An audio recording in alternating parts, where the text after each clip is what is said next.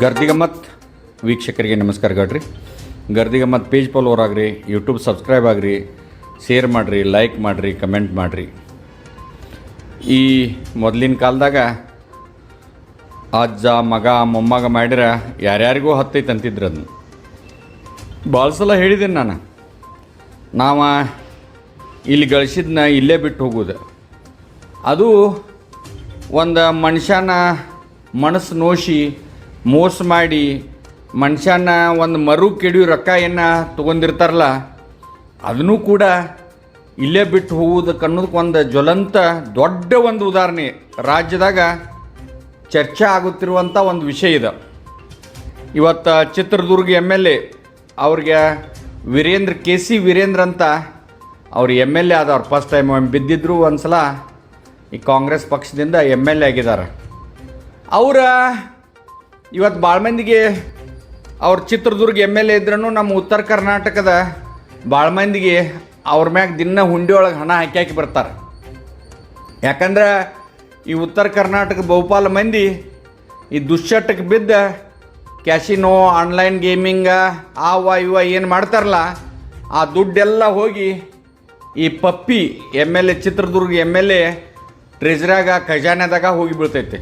ಯಾಕಂದ್ರೆ ಈ online cricket game ಆಡೋರ ದುಡ್ಡು ಎಲ್ಲಿ ಐತಂದ್ರೆ ಭಾಳಷ್ಟು ಮಂದಿ ಅದ ಈ ವೀರೇಂದ್ರ ಪಪ್ಪಿ ಮನ್ಯಾಗನ ಸಿಕ್ಕೈತಂತ ಮಣ್ಣಿಂದ ಮಾತಾಡೋಕ್ಕೆ ಶುರು ಮಾಡಿದ್ದಾರೆ. ಯಾಕಂದ್ರೆ ಕ್ಯಾಸಿನೋದಾಗ ಹೋದಂಥ ಅನೇಕ ಕುಟುಂಬಗಳು ಇವತ್ತು ಭಾಳಷ್ಟು ಮಂದಿ ಆತ್ಮಹತ್ಯೆ ಮಾಡ್ಕೊಂಡ್ರು, ಭಾಳಷ್ಟು ಮಂದಿ ರೋಡ್ ಮ್ಯಾಗ ಬಂದರು.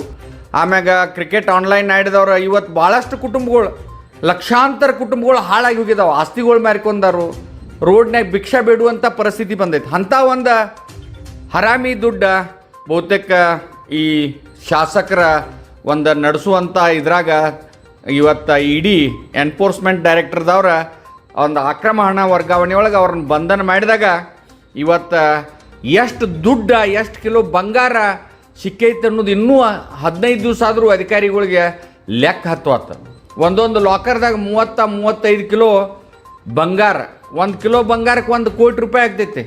ಒಂದು 10 ಗ್ರಾಮ್ ಬಂಗಾರಿಗೆ 1,05,000 ರೂಪಾಯಿ. ಒಂದು 10 ಗ್ರಾಮ್ ಬಂಗಾರ ಅಂಥದ ಕ್ವಿಂಟಲ್ ಗಂಟ್ಲೆ ಬಂಗಾರ ಸಿಕ್ಕೈತಿ. ಸಾವಿರಾರು ಕೋಟಿ ರೂಪಾಯಿ ರೊಕ್ಕ ಸಿಕ್ಕೈತಿ ಇಡೀ ಒಳಗೆ. ಒಟ್ಟಾರೆ ಅವ್ರು ಏನು ಎಲ್ಲೆಲ್ಲಿ ಅದಾವಲ್ಲ ಮನ್ಯಾಗ, ಬಾತ್ರೂಮ್ ಆಯ್ತು, ಬೆಡ್ರೂಮ್ ಆಯ್ತು, ಯಾವ ಕೋಲೆದಾಗಾಯ್ತು, ಹಗೆದಾಗಾಯ್ತು, ಎಲ್ಲಿ ಬೇಕಲ್ಲಿ ಅವ್ರು ರೊಕ್ಕ ಇಟ್ಟಿದ್ದು ಇನ್ನೂ ತನಿಖೆ ಮಾಡತ್ತಾರ ಅವ್ರನ್ನ, ಪಪ್ಪಿ ಅವ್ರನ್ನ. ಒಟ್ಟಾರೆ ಇದು ಏನೈತಿಲ್ಲ, ಈ ಹರಾಮ ದುಡ್ಡ ಹೆಂಗೆ ಇದು ಮಂದಿನ ಮೋಸ ಮಾಡಿ ಏನು ಮಾಡಿ ಅವ್ರೇನು ಅಂದಿರೋದಿಲ್ಲ ಇವ್ರಿಗೆ. ಇವ್ರು ತಮ್ಮ ತೀಟಿಗಾಗಿ ರೊಕ್ಕ ಗಳಿಸೋದಕ್ಕಾಗಿ ಐಷಾರಾಮಿ ಜೀವನ ತೆಗಿಯೋಕ್ಕಾಗಿ ಇಂಥಲ್ಲಿ ಹೋಗಿ ಈ ದುಡ್ಡು ಹಾಕಿರ್ತಾರೆ. ಆ ದುಡ್ಡೆಲ್ಲ ಈಗ ಈ ಒಂದು ಈ ಚಿತ್ರದುರ್ಗ MLA ಅವರ ಖಜಾನೆ ಒಳಗೆ ಸಿಕ್ಕೈತಿ, ಟ್ರೆಜರಿ ಒಳಗೆ. ಮರ್ಮರ್ಸ್ಬೇಡ್ರಿ, ಆ ದುಡ್ಡೆಲ್ಲ ಮತ್ತು ಅದು ಸರ್ಕಾರಿ ಖಜಾನೆಕನ್ನ ಬರ್ತೈತೆ. ಆದರೆ ಇದೊಂದು ಪಾಠ ಆಗಬೇಕಾ, ಈ ಅಕ್ರಮವಾಗಿ ಆಸ್ತಿ ಮಾಡಿದಂಥ ರಾಜಕಾರಣಿಗಳಾಗಲಿ ಉದ್ಯಮಿಗಳಿಗೆ ಇದೊಂದು ಪಾಠ ಆಗ್ಬೇಕು. ಯಾಕಂದ್ರೆ ನೀವು ಮಾಡಿದ್ನ ಯಾರದೋ ಮಣ್ಣಾಗ ಕಣ್ಣು ಹೋಗೋದು ಮಾಡಿದ ಆಸ್ತಿಗಳೆಲ್ಲ ಒಂದು ದಿವಸ ಇಡೀ ಅವ್ರ ಕಣ್ಣಿಗೆ ಬಿದ್ದರೆ ಯಾರನ್ನೂ ಏನೂ ಉಳ್ಸೋಕ್ಕಾಗೋದಿಲ್ಲ. ಯಾಕಂದ್ರೆ ಈಗಾಗಲೇ SC ST ನಿಗಮದ ಏನಾಗೈತೆ ಅನ್ನೋದು ನಿಮ್ಮ ಕಣ್ಣು ಮುಂದೆ ಐತಿ. ಒಮ್ಮೆ ಇಡೀ ಕೇಸ್ಗಳು ಅದು ಅಂದ್ರೆ ಸಾಯು ಮಠ ಆ ಕೇಸ, ನೋಟಿಸ, ಅದನ್ನು ಲೆಕ್ಕಪತ್ರ ಕೊಡೋದ್ರಾಗ ಜೀವನ ಮುಗಿದು ಹೋಗ್ತೈತಿ. ಅದಕ್ಕೆ ಇವೇನೈತಿಲ್ಲ ಮಂದಿ ಈ ದುಡ್ಡು ಏನೈತಲ್ಲ, ಆ ದುಡ್ಡನ್ನ ಒಂದು ಪ್ರಾಮಾಣಿಕವಾಗಿ ಬೆವರ್ಲೆ ತೊಗೊಂಡ್ರೆ ಅದು ನಮಗೆ ದಕ್ತೈತಿ. ಅದನ್ನು ಬೇರೆ ರೂಪಲೆ ತೊಗೊಂಡ್ರೆ ಹೀಗೆಲ್ಲ ED, IT, CBI ಇದಂಥವ ತನಿಖಾ ಸಂಸ್ಥೆಗಳು ಇನ್ನೂ ಜೀವಂತ ಅದಾವ ಅನ್ನೋದಕ್ಕೆ ಇದೊಂದು ಸಣ್ಣ ಉದಾಹರಣೆ. ಇದನ್ನು ಎಲ್ಲರೂ ಲಕ್ಷ್ಯ ಇಟ್ಕೋಬೇಕು, ಇದನ್ನು ಕೇಳಬೇಕು. ನಿಮ್ಮ ದುಡ್ಡು ಹೋಗೈತೆ ಅಂತ ಹಳಳಿಸ್ಬೇಡ್ರಿ, ಅದು ಸರ್ಕಾರಿ ಟ್ರೆಜರಿಯಾಗ ಜಮಾ ಆಗಬೇಕಾಗಿತ್ತು. ಒಂದು ಶಾಸ್ತ್ರ ಐತೆ, ದಾನೆ ಪೇ ಲಿಖಾಯ್ ಖಾನೆ ವಾಲೆ ಕಾ ನಾಮ್ ಅಂತ. ಅದು ಸರ್ಕಾರಕ್ಕೆ ಸೇರಬೇಕಾಗಿತ್ತು, ಸರ್ಕಾರಕ್ಕೆ ಸೇರೈತಿ, ಅದನ್ನು ಖುಷಿ ಪಡ್ರಿ. ಆದರೆ ಒಟ್ಟಾರೆ ಈ ದೇಶದಾಗ ಇನ್ನೂ ED, IT, CBI ಜೀವಂತ ಅದಾವ ಅನ್ನೋದಕ್ಕೆ ಇದೊಂದು ಉದಾಹರಣೆ. ನಮಸ್ಕಾರ.